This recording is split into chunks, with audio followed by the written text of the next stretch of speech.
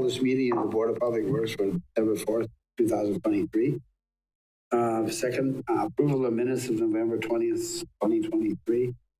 Board of Public Works meeting. Motion by Derek. Mike, any additions or corrections? Seeing none, all those in favor signify by saying aye. Aye. Opposed, same sign. Motion carried. Citizens' comments? You know you're all citizens. Moving right along, approval of the law service contract presented by Ben Steinbeck, Parks Superintendent. Thanks, Mike. Little history, the Park and Rec have been contracting out their... Microphone. Hello? Okay. A little bit of history. The Parks and Recreation Department has been contracting out our lawn care services for many years now, over 15. Our last contract has come due as of October of this year. Our current contractors we use is Beaver Creek Nursery. They do our parks, athletic complexes, and trail corridors. And Turf Tamers held a contract for Wildwood Park and Zoo. We advertised for requests for submittals in the paper. I also sent contracts to I had 6 people on the interest list that's contacted me over the years of the next time we go out for contracts. So I sent them a contract or a submittal. And then we advertised for 2 weeks. The original deadline was November 15th. We only received 1 submittal at that time. So I did call the 6 people that I sent the contracts to, and all of them said, yeah, I'm interested in it. Can we do another 2 weeks? I'm like, it's our busy time right now, fall cleanup. I'm like, yep, no problem. We'll set the deadline to the 29th. We did that, and still only 1 submittal from Beaver Creek Landscaping. So I come in front of you tonight and looking for that approval. You can see that I estimated the cost for the contract with Parks and Trails being about $30,000 a year, athletic fields being about $28,000, and Wildwood Park being about $23,000. I recommend to the Board of Public Works direct staff to enter into contract with Beaver Creek Nursery and Landscaping for parks, trails, and trail corridors, athletic fields and complexes, and Wildwood Park and Zoo for lawn care services from 24 through 29.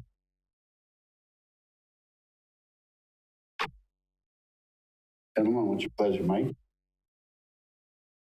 How do these look compared to last year's? It's a little concerning when we only get 1. Yeah, I did look up, and actually the Wildwood Park and Zoo one was actually $3 cheaper per mowing, and most of the park ones were roughly between $5 and $10 more per mowing. We do have the amounts budgeted for next year to cover the cost. There was an increase in 2 of the contracts, and 1 of them held steady. So, Do I have a motion? Thank you. Derek, any questions? Russ? So, Ben, thanks for the presentation. I'm one of those old guys who was around when Ed Engelhardt, I think, and you first contracted this out. And I thought it was done nicely because there was city staff that was about to retire, I think, and who maybe was responsible for that. So it was a nice way to make that transition from using city, fully loaded employee to contracted services.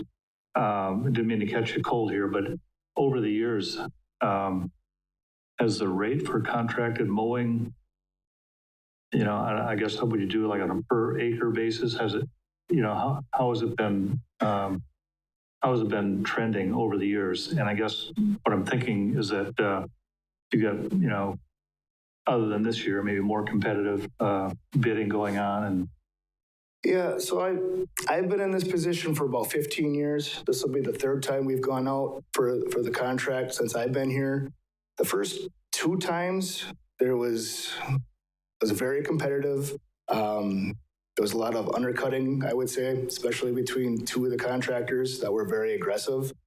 It's been holding very steady, I would say. Even with the Wildwood Park one this time, like I said, it was like $3 cheaper per mowing, which is very little, but just as an example of how cutthroat it can be. So overall, I would say it's been a very good move for the city. On the high end, typically we're spending around 80,000 in the services, which is, basically one full-time employee, give or take a little bit. That doesn't include any of your lawnmowers, your trucks and trailers to haul things around, any seasonals for weed trimming. So to me, it's been a good investment. But overall, I would say the expenses have been holding pretty steady. Yeah, okay, thank you. Any other questions? Seeing none, all those in favor signify by saying aye. Aye. All those opposed? Motion carried. Thank you. Thank you. Removal of a contract extension for underground utility location service presented by Tom Tershi, Director of Public. Thanks, Mike. The city of Marshfield and Marshfield Utilities contract together for undergrounding locating services for all of our utilities in the city. Our current company that's doing the locating for us is B&M Locating Services Incorporated. The contract we've had with them has been in place since 2020, and the term of their contract came up at the end of this year. So an RFP was sent out to search for locating services, and we only received one proposal. It was from B&M Locating Services again. The contract provisions allow for 2 one-year renewal options, which would allow the extensions through to the end of 2026. Staff has been satisfied with the performance of B&M and sees no reason not to accept the proposal submitted by B&M and move forward with an agreement for 2024 calendar year. B&M has provided a favorable proposal for 24 pricing with no proposed change from the 2023 rates. So therefore, I'd recommend approval of the agreement with B&M Locating Services, LLC, and to provide locating services through December 31st of 2024 at the proposed rates. Move to approve. Motion carried. Any questions? Hearing or seeing none, all those in favor signify by saying aye. Aye. All those opposed, same sign. Motion carried. Presentation on forestry operation presented by Mark. I was going to give it a shot. Mike.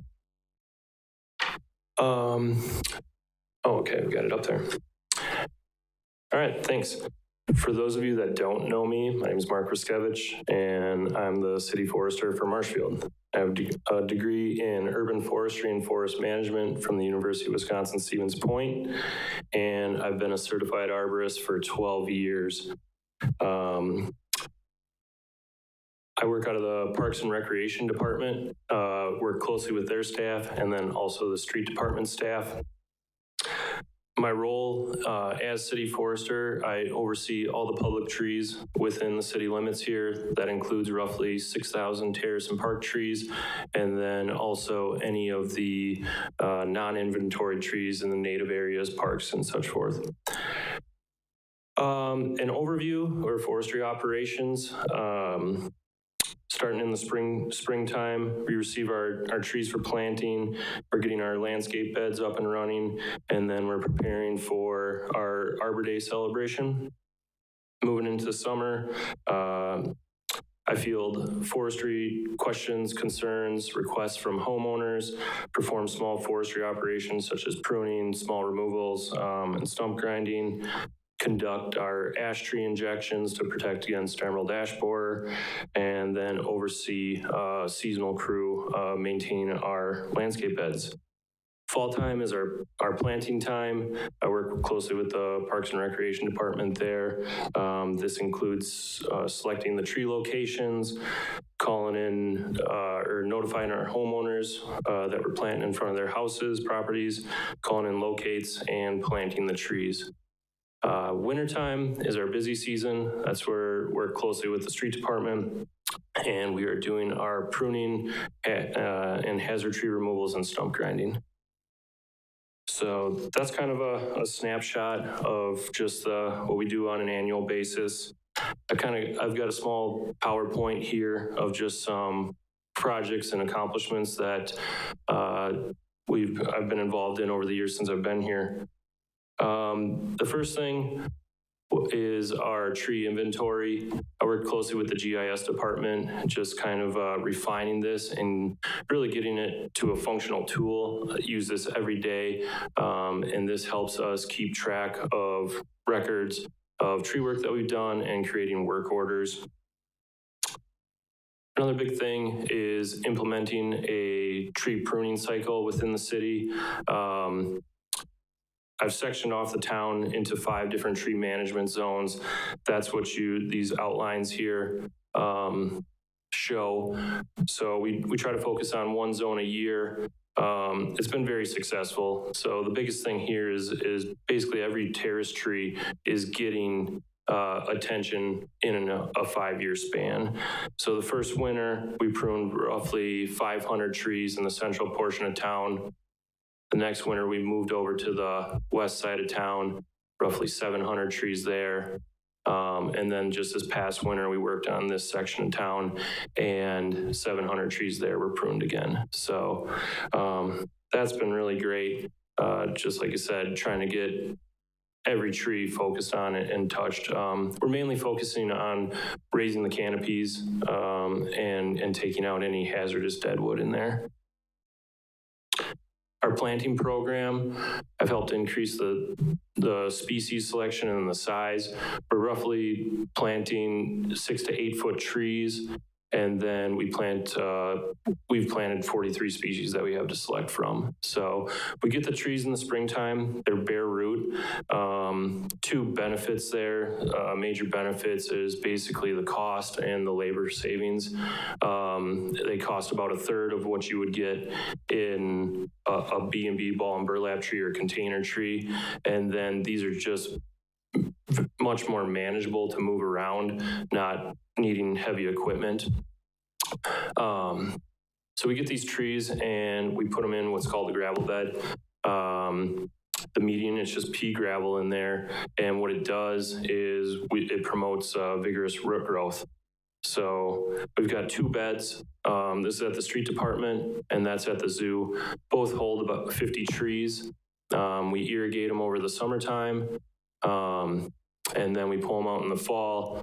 And as you can see here, that's that root growth that we're looking to have develop. And so that really helps with nutrient uptake and water uptake when we plant them in the terrace. So another thing to add here is in our planting program, been really utilizing GIS to select the planting locations, mainly looking for underground utilities and making sure that we're not planting right on top of them. So when we remove a tree, just because there was a tree there, that doesn't mean that we're going to put one back there. We only get a certain number of trees that we can purchase each year. So really trying to seek out the best sites possible for these trees for the longevity of them.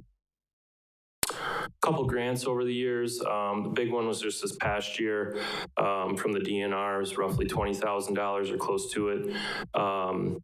Used funds to match this that were already in operation. So this was used to plant more trees along in the median on Veterans Parkway, going from Oak Ave out past Quick Trip. Big projects that we're working on currently is Brame Park. This park is roughly 20 acres in size, and of that, almost 50% of it is ash trees. For those of you that aren't familiar, emerald ash borer is an invasive insect that is killing all the ash trees. We located it here in town a few winters ago, so we're trying to be proactive and remove these ash trees before they become hazardous. The park itself was broken up into 5 different zones, and we're working on mitigating the ash trees out of there. We work on 1 zone a year. The biggest thing is breaking it up into the 5 zones was it keeps a manageable workload for us, and then it also eases the community into the change that they're going to see with this park. So in the wintertime, both Parks and Recreation and then the street department help on this project. We fell the tree, we bucket to a certain size, and then we chip all the branches. the logs get stacked in a pile. We work the month of January in there, and then in the first 2 weeks of February, the logs go up for auction. Anybody can bid on them, and then whoever they're awarded to, they got to have them out by March 1st. So following that, we've had our Arbor Day celebration in there, which has been a great event. We're working with Grant Elementary, and we've had roughly 100 students down there come for Arbor Day and help replant the areas that we're harvesting the ash trees out of. And so the kids are really, it's great to get them exposed and involved in the community. They have a blast down there. So we hand out free trees for them to take home. That's a riot. And then we come back and we put these grow tubes over the top of the trees to kind of protect them. And so those are the two areas that we worked on. We'll be going into our third area this winter, and then 2 more after that. So, but yeah, that's kind of a quick little snapshot of the forestry operations. So we're busy year round, and I'm always just trying to work and strive to improve the urban forest here. So I'll take any questions at this time. When you presented it the first time, you said we were going to cut that forest down, what I called. The city did a great job in explaining it, because I haven't gotten many people that are consumed with, why are you killing our forest? I said, when we get done, it's probably going to be better than it was. Yeah, that's anybody that I've had call, you kind of tell them what's going on in there, you give them the numbers, and then you just kind of educate them on what emerald ash borer is and what the composition of the forest is there, and they've all been very understanding. So yeah, so far it's been going good. So the success rate of those trees has been pretty decent, but I'm kind of waiting for 2-3 years to go back into each one after that to see what it really has done. So it's a dynamic plan. We're just kind of, observing, seeing what happens, and making changes when we need to. One more remark is, how do you pick your trees? Because, for years we had the wrong tree planted in the city. Yeah, so that's just kind of a trend in urban forestry. A lot of it has been just a monoculture environment, starting with the elm trees. That's what the elm trees, maples, ash, I would say, are a huge component. And that was just because they're hardy. They can grow in, a lot of different environments, and they were available. And so we planted elms, and we got Dutch elm disease. What do we replace that with? Ash trees. And so now we have emerald ash borer. And so the name of the game is diversity now. And I just kind of look at, what are the soils in there? What are other surrounding trees that are doing well in there? And so species that we've selected are silver maple, red maple, swamp white oak, tamarack, white pine. There's a river birch. So we're just trying to get an array of different species growing in there, and on our terraces and in parks too, that if we do have another disease or insect that comes through, the idea is we won't have a whole population wiped out. And your position was needed a long time ago, but it wasn't as active as it is now. Well, thanks, Mike. And things have changed in 20-some years. Yeah, it's a challenging role, and it's like I said, it's problem solving, coming up with ideas, and just seeing how they work and adapting if they don't work, making the changes, trying to find out what will. Any questions? Go ahead, Derek. No questions. I was just going to say thanks. I thought it was super informative. Not something I was super familiar with, so very cool. So how many trees can we afford to buy or plant in a year? What's the constraint? So I guess the biggest constraint is just the budget itself. Those bare root trees, like I said, I try to keep it stocked at 100. That's really that number of trees, just price point with those bare roots. That's about as much as I can buy. And then also just the time given with the staff needed to plant those trees are kind of at the maximum capacity of that. That's why a question was raised about the grant, and, we planted, not even half of what we can in-house, but if we took that money and bought those additional trees, there wouldn't have been the staff or resources to plant all the trees that we could have bought. Okay. One thing I didn't learn or didn't know was that there's an injection for ash trees. Is that effective? Yeah, it's very effective. I believe done properly, it's 97% effective, somewhere in there. And so basically, if you have an ash tree, the survivability chances of it are almost, I would say, zero. And so if you have an ash tree in your yard or on your property that you value, it's definitely worth, you'll need to inject it. And you do that once, one and done, or every year? So in the city of Marshfield, there's about 264 ash trees that we inject, and the injection is needed every other year. So we split that in half. So roughly 130 trees that we inject every year. Okay, sounds good. One other question I have for you is Tree City USA. We've been designated Tree City for a long time, what, maybe 40 years or longer? I'm not sure, but. Yeah, for 41, 42 years, somewhere in there. What's the benefit of the city for that, and what's the obligation of the city by being a member? So I would say the benefit of it is just from a PR standing. It's a good public relations thing. It doesn't cost the city anything to do that. The criteria for what you need to become a Tree City USA, you have to have a tree board, which our Parks and Recreation Forestry Committee fulfills that need. You need to have a tree ordinance. We have that.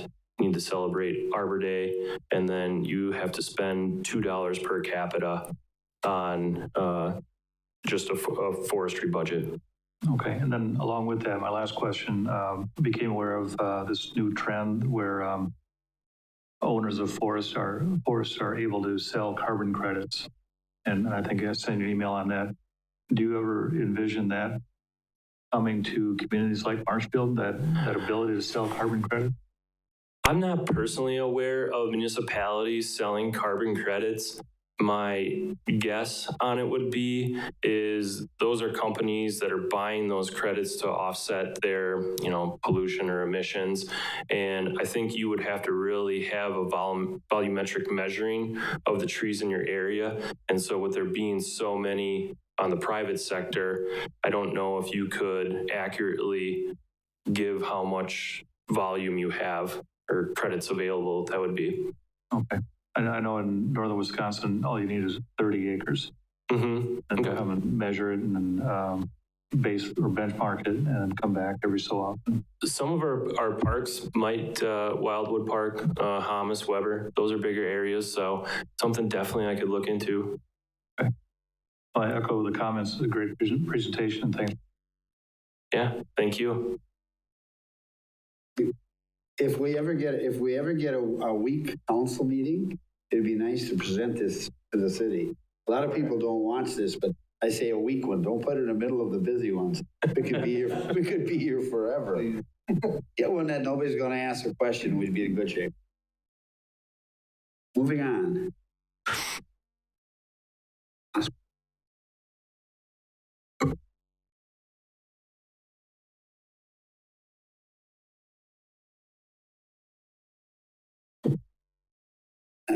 We have a presentation on snow readiness operations presented by Tim Rasmussen at Speed Supervisor. Good evening. I'm here to give you a background and general overview of the tasks we complete to prepare for winter plowing operations. The Street Division is currently responsible for over 308 lane miles of streets, almost 7 miles of paved alleys, and over 6 miles of unpaved alleys, 83 cul-de-sacs, 13 public parking lots, and 5.5 miles of sidewalk. We handle these areas with the plowing fleet of 3 wheel loaders, 2 graders, 14 plow trucks, with 8 of them having V-box salters, and lastly, a mixture of 3 tractors and skid steer style pieces of equipment to complete our sidewalk route. With our current staffing level of 22 plow operators and 4 shop and mechanic personnel, we have every available seat filled with an operator. At times when the staffing levels change, both assistants and myself are ready and capable to fill in where needed to keep our operations staffed. The 2024 snow season starts for us in March. In March, the municipal agreements for the purchase of salt through the Wisconsin DOT are due. This is when we analyze the current inventories of remaining salt and make predictions of the usage for the year ahead. Currently, our salt shed that has the capacity to house 5,500 tons has 2,000 tons in inventory. For this year, we committed to receiving 2,800 tons of salt that we are expecting delivery around the first of the year. As summer rolls around and we get into our busy construction schedule, our shop and mechanical staff inspect and conduct routine maintenance on our plows, wings, salters as time allows. They typically are completed with these inspections and repairs prior to November, when the equipment begins to be transitioned back over to a plowing fleet. Beginning in November, trucks that are configured with V-box salters are the first to be set up for plowing and salting operations. Once plows, wings, and salters are installed, we complete annual calibration of both the granular and liquid spreading systems. These calibrations ensure our fleet is accurately dispersing the desired amount of both granular and liquid material. As November continues, we then bring in the rest of our fleet and we mount the remaining wing posts, wings, and snowboards. While the equipment is being converted, both assistant superintendents and I determine if and what changes may be needed to the plowing salting routes. These changes may be because of a change in personnel or equipment availability. The three of us will then conduct meetings with the crew to discuss changes to routes and allow crew members to meet with fellow plow operators adjacent to them to have conversations with each other about best practices and where they may need to help each other out. Also, they drive their sections and mark high manholes and water valves in the roadway that they feel they might catch with their plow or wing. It is at this point that we feel we are prepared for the season ahead. To recap that brief and summarized list of salt inventory, equipment, and staffing, I want to assure you that our salt inventory is adequate, and the order and delivery has been scheduled for the 2024 allotment. Our mechanic staff has prepared our fleet to be ready, and we have a group of experienced operators that have been informed of changes and have had discussions with new operators. We feel we are as ready as we can to take on the challenges of a snow season throws at us. Obviously, situations will come up and challenges faced. I hope that you have the confidence in us and willing to work aside us to handle those situations as they arise. With that, I'm open to answer any questions, and I'm willing to gather any information you may want to provide if needed. Tim, can you just give us a quick example of the number of routes you have in the city? And the second question I have for you to just clarify what they are elected are when you use liquid versus granular. So all 14 trucks have their own route and all graders have their own route. So that is a total of 22 pieces of equipment with individual routes. So every operator has their own route. They will tag team certain areas like Veterans and Central to plow those as quickly as possible. But every piece of equipment then dispatches from there to plow their own individual route. And so the second question, salt and liquid. We currently, on all of our salting trucks, all the trucks with the V-box salters, all have the capability to run salt and brine, where we pre-wet the salt as it's coming out of the truck. That helps to activate that salt faster and gives us a better product quicker.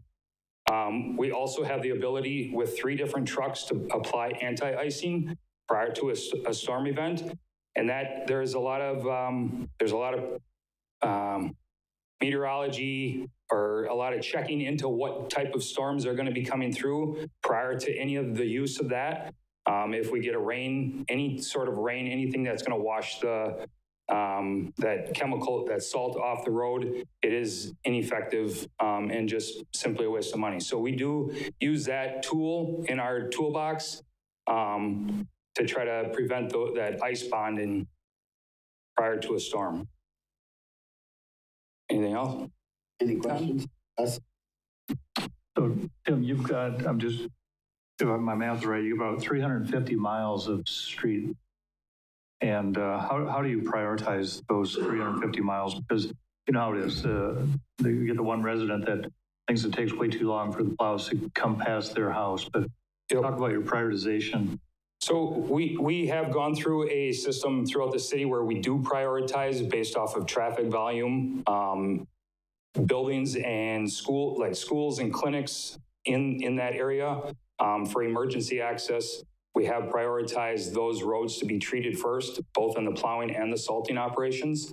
And then more of your residential cul-de-sac, ditch street, that type of pavement is treated second as a secondary road. And what, highways, parkway, is that high? Yep. So Veterans and Central are our first two routes that get plowed by our two largest, actually four largest salt trucks.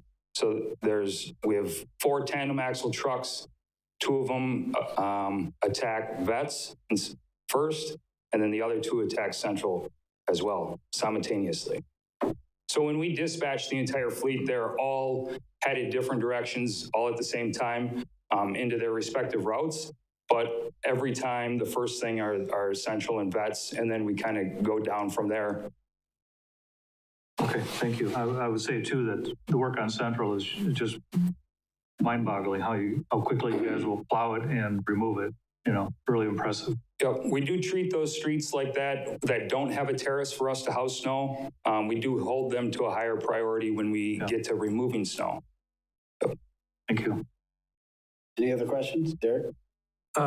When you guys go out to plow, is it schedule based or is it depending on like how much snow we get prior to going out? Yeah, a lot of it is what the predictions are for future snowfalls as well. So in the morning rush hour traffic, if we get anything overnight, we do want to get out before that 7 a.m. rush hour traffic, regardless of what's coming throughout the day. But we would prefer to be able to watch the patterns and see when that snowfall would end. If it does end overnight, we'll plan our morning shift accordingly, based off of when that snowstorm ends. Okay. Is that how we're calculating the salt orders as well? Are we going off of like last year's data and kind of what we're seeing as a trend? Prior year's data. Okay. For salt. Yep. And last question, I don't think it happens very often, but I think last year somebody in my neighborhood had like a mailbox accidentally taken out. Is there some place that citizens can go for help with that? Because I think a lot of people probably don't know. The street department's website on the city's website does have the mailbox policy on there, and our office can help them with that. Perfect. Thank you. Just to end up, I'd like to thank Tim for his presentation on the snow routes and snow readiness. And I'd also like to thank Mark for his presentation on the trees. Very informative today. Thank you for coming in. Thank you. Moving right along, we have any items for future agendas? Questions, Mark? Mike? Yeah, I have a question. I'm hearing some rumblings about the Wreaths Across America and that they have extra wreaths that have been donated or sponsored this year. And from what I'm hearing, they're not being allowed to put them on veterans' graves that are outside the 2 veteran areas, which rubbed me the wrong way when I heard that. I do understand the challenges with it, but when you have a company like Rail that's putting something like this on and they have people, it's a whole effort put together for people to pick these up 1 month after they're installed. That's very concerning to me when this is a national type movement and we're getting told that no, you can't put any on other veterans' graves. So I don't know if there's even time to talk about this at a next meeting, but I wanted to bring it up for potential future discussion, and I really hope something changes before this happens and they're allowed to put those wreaths on the graves. I can answer the question on this. Do you realize how many veterans' graves are in the city of Marshfield? How many? 2,200. Now, I guess the way they approached it is the way we recommend it as veterans, that if you're going to have 500 that they're going to donate or get donated, the best way to do this is to take Flanders Field and the Field of Honor, because then it's an easier in and out. The problem is if you're going to go through this cemetery and let anybody put all over, they're not going to pick them up. Well, that's another problem. With Wreaths Across America, from what I understand, that's all scheduled out and everything to be picked up like the 14th of January already, which is very different than people just going and laying stuff on these graves. And I do agree with you, getting those two areas are definitely primary. But when you have people that have lost relatives and they're not buried in those locations and they've donated money to this to have a wreath put on their grave and they're going to pick it up a month later, it makes no sense to me not to be able to do that. So my input. This would probably be the best place to bring this concern up would probably be Parks, Recs, and Forestry Committee, as they manage the cemeteries up there. It's not actually managed by the Board of Public Works. So I'll bring that up with Justin tomorrow so that your item is. And I think there's some people are going to put them up on their graves anyway. But they're going to be informed that they're going to, we'll have to do something and tell them they got to remove them. Because I've already had people say, well, Challenge every year. well, everybody said, no, it hasn't been lately. We've got it straightened out. But I've had people say, how come you're letting these people do it and I have to take mine off? But if you're that, a veteran's a veteran if they're going to do this. Eventually, our goal is to put 2,200 flags out, but it's like $36,000. It's a big. The Veterans Council is going to try to do some fundraising, get more. So the veterans will do the best job they can. And we put I put almost 3,000 flags out here. One more. The relocation of the communications department. I think there were at least 3 meetings where we talked about that. So maybe an update on that progress of actually relocating would be helpful at the next meeting. I'm still trying to get a contract or a designer on board. As we've only been, as far as we've only discussed it with about the last 2 to 3 weeks internally. So, so it's in the process. It's not going to be a quick process because contractors and designers and materials are hard to come by right now. Okay. Thank you. Any other, Derek?